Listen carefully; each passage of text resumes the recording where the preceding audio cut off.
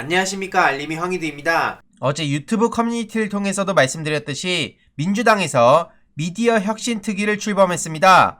언론개혁에 본격적인 박차를 가하는데요. 언론에선 이렇게 보도를 하고 있네요. 검찰개혁 강경파 대거포진. 이런 식으로 프레임을 씌우지 않으면 기사가 못 나오는 겁니까? 아무튼 어제 오후에 민주당에선 미디어 혁신 특별위원회가 출범을 했습니다. 김용민 의원이 특위위원장을 맡았고 미디어 바우처법으로 유명한 김승원 의원이 부위원장을 맡았습니다. 이외로도 김종민 의원, 정필모 의원, 한준호 의원, 유정주 의원, 김남국 의원, 최혜영 의원, 박정 의원 이런 전문가분들이 함께 참여를 하셨는데요. 미디어 언론 쪽은 평소 저도 많이 관심을 가져온 영역이기에 민주당에서 잠시 역할을 맡게 됐습니다. 허위 조작 정보 대응, 미디어 바우처, 언론 공익성 확보, 징벌적 손해배상제 등 매우 중요한 현안들을 해결해야 되는 상황입니다. 이와 동시에 온라인 여론도 저는 무척 중요하다고 계속해서 주장하고 있는데요. 물론 온라인이 모든 걸 대표하지는 않지만 그렇다고 한 줌이라고 무시해서도 안 되는 시대입니다. 그렇기에 저는 주로 당내 온라인 소통 교육, 디지털 중심 여론 분석, 허위 조작 정보 대응 시스템 체계화 등의 목소리를 낼 예정입니다. 이와 별도로 민주당 지지자분들과 민주당의 원활한 소통도 무척 중요하다고 보는데요. 여러모로 중요한 시기이기에 어깨가 무겁지만 최선을 다할 예정입니다. 이와 관련해서 다양한 의견은 언제든 환영하고요. 어제 출범식에서 간단하게 회의를 했었는데 언론뿐만 아니라 포탈, 온라인 등 다양한 문제들의 안건이 나왔습니다. 물론 여기엔 단기적으로 해결할 수 있는 부분이 있고 중장기적으로 해결해갈 과제들이 있습니다. 그래서 단기적으로 할 수 있는 일은 6월 안에 성과를 내서 시민분들께 공유드릴 예정이고요. 다양한 의견은 언제든 환영합니다. 계속해서 소식 전해드릴 예정이고요. 어제 조국의 시간이 본격적으로 서점에 깔렸습니다.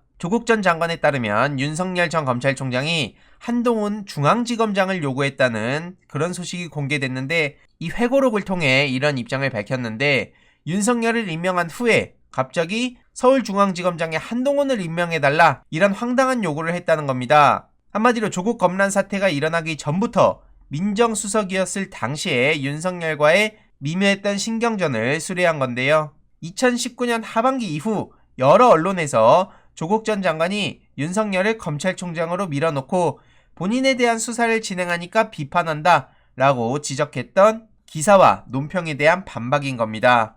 한마디로 조국이 윤석열을 밀었다는 표현은 틀렸다는 거고요. 민정수석실의 역할은 후보자 검증입니다. 검찰총장 후보자의 경우 법무부 산하에 있는 총장후보추천위원회의 복수 추천에 따라서 법무부 장관이 최종 후보자 한 명을 선정해서 대통령에게 제청을 하는 거죠. 그러니까 조국 전 민정수석이 윤석열을 직접 추천할 수는 없었다는 뜻이고요. 문제는 윤석열이 중앙지검장에 발탁될 당시 그때도 파격 인사였는데 그때만 하더라도 윤석열은 촛불혁명의 대의에 부응하는 영웅으로 인식됐다는 겁니다. 그런데 신임 검찰총장 임명할 당시엔 전혀 다른 상황이 된 거죠. 반대 의견이 만만치 않았다고 하는데 무자비한 수사의 대가 뼛속까지 검찰주의자, 특수부 지상주의자, 정치적 야심이 있다. 이런 부정적 평가가 있었다고 하는데 결과적으로 지금 보면 다 맞는 말이죠. 아무튼 당시에는 윤석열이 검찰개혁을 해낼 것이다 라고 보는 의견이 더 많아서 그렇게 진행이 됐는데 결과적으로는 윤석열이 저렇게 배신을 하고 아주 터무니없는 짓들을 벌이고 있죠. 결과적으로 각종 논란의 씨앗이 된 윤석열 기용에 대해서 조국 전 장관은 당시 민정수석으로서 포괄적 책임을 느낀다고 유감을 표한 바도 있습니다. 그리고 앞서 말씀드렸듯이 한동훈을 갑자기 서울중앙지검장에 뜬금없이 임명해달라고 요청했다는 사실도 공개했는데 당연히 조국 전 장관은 거절했다, 솔직히 어이가 없었다 라고 당시 상황을 밝혔습니다. 한동훈의 경력만 보더라도 전국 최대 검찰청인 서울중앙지검장 역할을 수행하기엔 부족했고 게다가 윤석열 최측근을 서울중앙지검장에 앉히는 것도 부적절하다는 거죠. 하지만 한동훈은 검사장 승진하면서 바로 전국검찰청의 부패사건 수사를 지휘하는 대검 반부패 강력부장에 임명됐다고 하죠. 그 역시 파격 인사였습니다. 결론적으로 그럴 일은 없지만 만약 윤석열이 대통령이 된다면 한동훈은 당연히 당시 못 갔던 자리 혹은 그 이상의 자리로 가게 될 것이라고 꼬집기도 했네요. 정말 많은 분들이 이렇게 생각하시고 계실 거라고 봅니다. 이에 네티즌들은 분노를 표출했습니다. 윤석열 지금이라도 고발해서 구속시켜야 되는 거 아니냐, 법은 평등하다. 한마디로 청탁질했다는 거네. 이런 사람이 검찰총장이었다는 거냐? 그리고 권성동 얘기가 빠질 수가 없죠. 최근에 윤석열이 강릉 칼국수집에서 기념사진을 찍었다는 게 공개되면서 권성동과도 만났다는 소식이 전해졌습니다. 아무튼 윤석열이 공개적으로 선언만 안 했지 대놓고 정치적 행보를 보이고 있는데 사진만 보더라도 윤석열 측 제공 저렇게 돼 있죠. 한마디로 윤석열 본인이 저렇게 사진을 언론에 뿌려서 본인의 행보를 저렇게 실어달라고 계속해서 얘기하고 있는 듯합니다. 이렇게 타 사진마다 윤석열 측 제공으로 돼 있고요.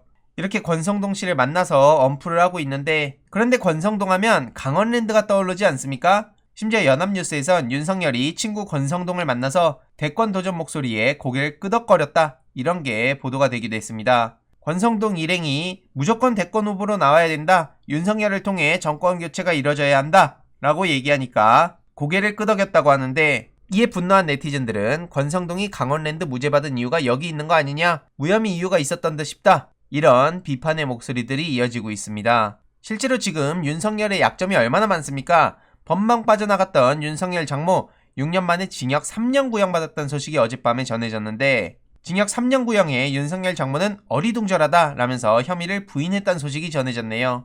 한마디로 검사의 구형에 멍하니 허공을 바라보더니 최우진수라라는 재판장의 권고에 어리둥절하다 이런 입장을 밝혔다고 하네요. 뭐가 문제인지 전혀 모르는 것 같습니다. 저렇게 요양급여 약 23억 원을 부정수급하고 또 병원의 실질적 운영에 관여한 의혹을 받고 있음에도 불구하고 저렇게 끝까지 모르쇠로 일관하고 있고요. 동업자들은 징역형을 선고받았는데 윤석열 장모만 책임 면제 각서를 받았다는 이유로 입건되지 않았다고 하죠. 그러다 열린민주당 최강욱 대표, 황희석 최고, 조대진 변호사 등이 직접 고발에 나서면서 재수사가 시작된 거고 어제 징역 3년 구형을 받았다는 거죠. 이에 시민들은 정경심 교수님 얘기를 안 꺼낼 수가 없습니다. 저렇게 표창장 하나 가지고 어떤 수모를 당하고 있는지 비교를 안 할 수가 없는 건데 그렇기에 조국의 시간이라는 책이 더더욱 중요해졌다고 봅니다. 실제로 많은 시민들이 조국의 시간을 구매하고 있어서 배송일이 늦어지고 있다고 출판사에서 사과의 말씀을 올리기도 했는데요. 방금 전 고일석 더브리핑 대표 기자님에 따르면 조국의 시간이 오늘 무려 6만 부를 추가 인쇄 돌입한다고 합니다. 어제까지 9만 부, 그렇기에 총 합계 15만 부고요.